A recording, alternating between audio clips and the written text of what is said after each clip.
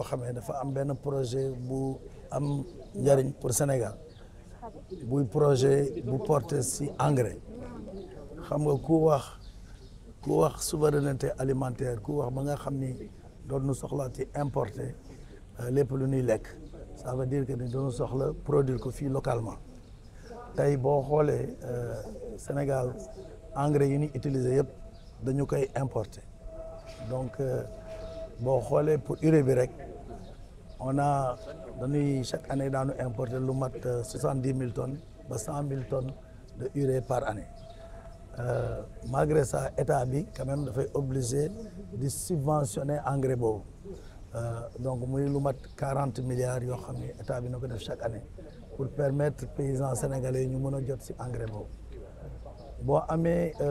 ay ressources naturelles muy pétrole muy gaz au delà de li si mën a am soo ko jaayee li am importance mooy nga mën ko transformer valoriser ko au niveau local c'est-à-dire fi nga nekk fii Sénégal donc loolu na ni si loolu projet boobu nan nekk pour que ñu mën a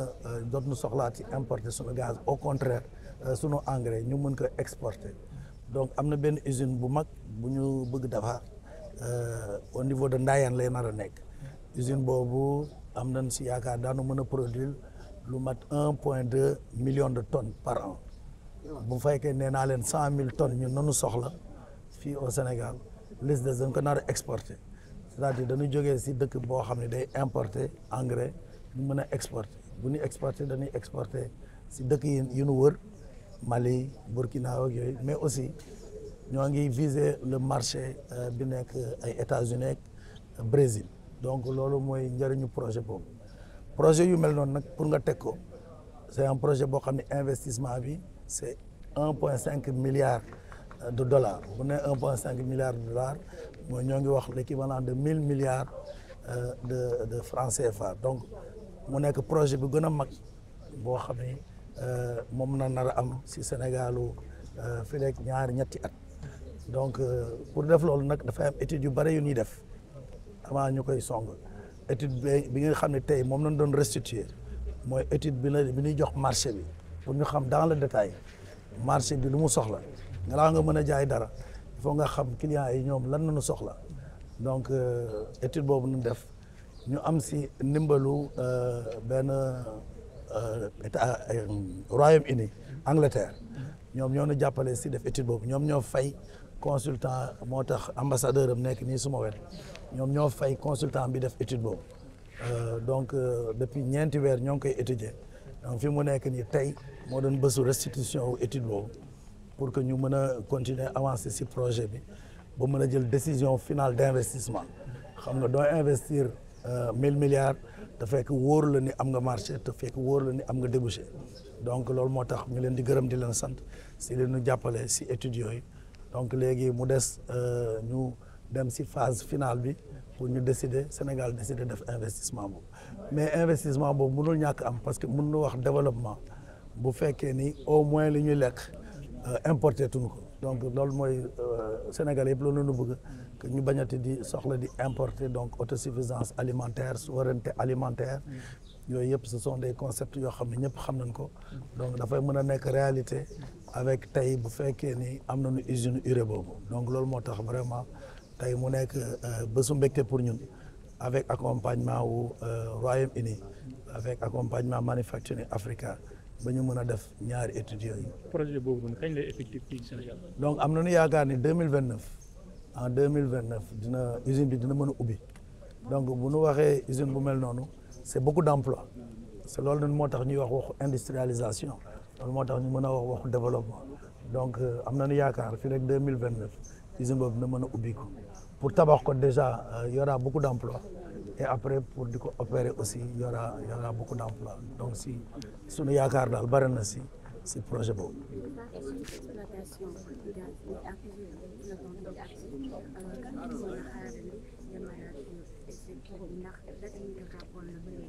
waaw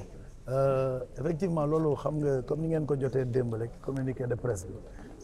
vraiment dañuy kontaan ni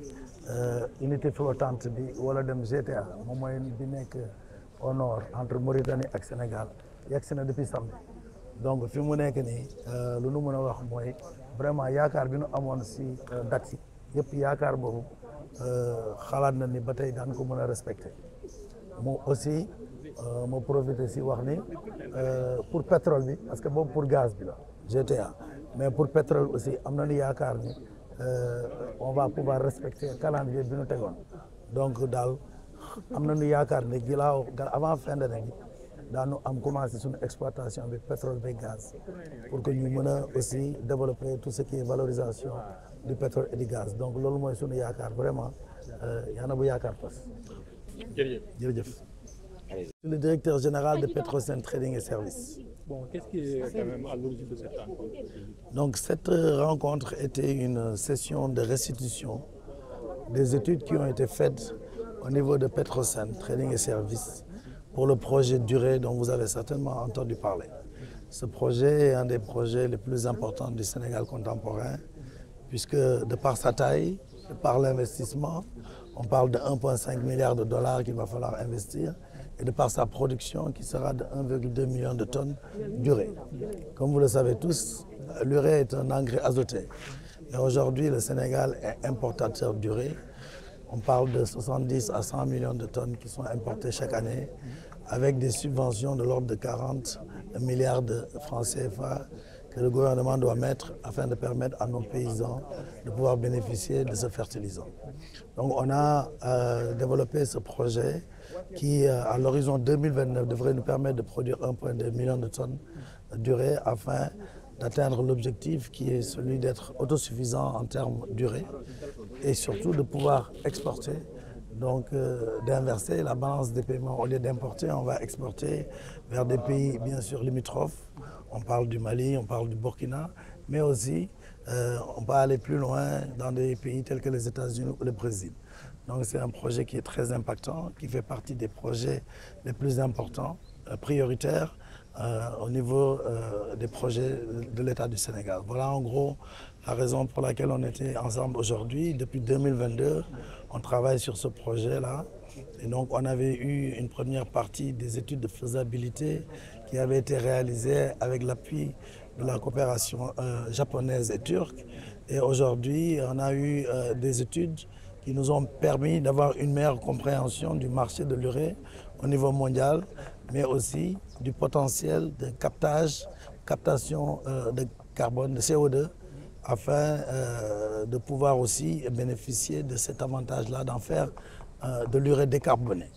Donc on a pu faire ces études grâce au soutien, et c'est pour ça qu'aujourd'hui j'ai le plaisir d'avoir l'ambassadeur du Royaume-Uni à côté de nous, qui à travers Manufacturing Africa nous a permis de faire ces deux études qui nous ont permis d'avoir une meilleure compréhension du marché et donc du potentiel, mais également de savoir l'opportunité qu'on aura d'avoir ce captage de CO2. Donc j'en profite pour remercier encore une fois le gouvernement du Royaume-Uni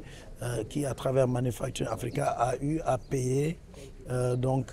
McKinsey qui a mené ces études au niveau international. Donc avec l'appui de Petrosen Trading et Services,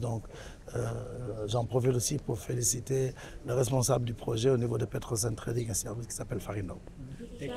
qu'avec l'arrivée de l'unité flottante sur place pour l'exploitation, est-ce que la date de démarrage est fixée toujours au dernier trimestre de l'année 2024? Vous parlez du gaz, hein? Donc effectivement, il y a l'unité flottante qui est arrivée samedi, depuis samedi. Vous avez reçu le communiqué de presse. Donc on est toujours dans les temps qui avaient été fixés. Donc je pense qu'on va pouvoir, d'ici la fin de l'année, avoir notre premier mètre cube de gaz. Et en ce qui concerne le pétrole, on espère qu'on l'aura un peu plus tôt au cours du premier semestre de cette année. Donc voilà, on est dans les bons temps de passage. On va rentrer dans l'ère pétrolière et gazière. Et ce qui était important, au-delà des revenus qu'on peut tirer de la vente de ces ressources naturelles, c'est surtout la valorisation qui peut accompagner ces ressources naturelles. Et c'est pour ça que ce projet Durée est un projet très très important parce qu'il permet de valoriser ce gaz-là au niveau local et de créer ce qu'on appelle le contenu local. C'est vraiment à ce niveau-là qu'on pourra parler de l'industrialisation puisqu'on a une usine, il y aura des milliers d'emplois et donc c'est ça l'avantage d'avoir ce gaz-là au niveau du Sénégal. beaucoup de pays ont ou du gaz ou des phosphates. On est le seul pays actuellement, comme vous le savez, à avoir la possibilité d'avoir les deux, donc avoir et le phosphate et le gaz. Donc on devrait pouvoir avoir ce qu'on appelle des engrais composés, NPK. Et ça, c'est un avantage comparatif sur lequel nous allons jouer pour permettre encore une fois cette industrialisation qui va appeler ce développement que nous souhaitons tous, de tous nos voeux. Attends, non, elle va. Vraiment fière de pouvoir soutenir ce projet à travers notre programme Manufacturing Africa, qui a donné des experts qui ont permis de réaliser les 2 études qu'a mentionné Monsieur le Directeur Général. Où est-ce que vous en êtes sur le projet?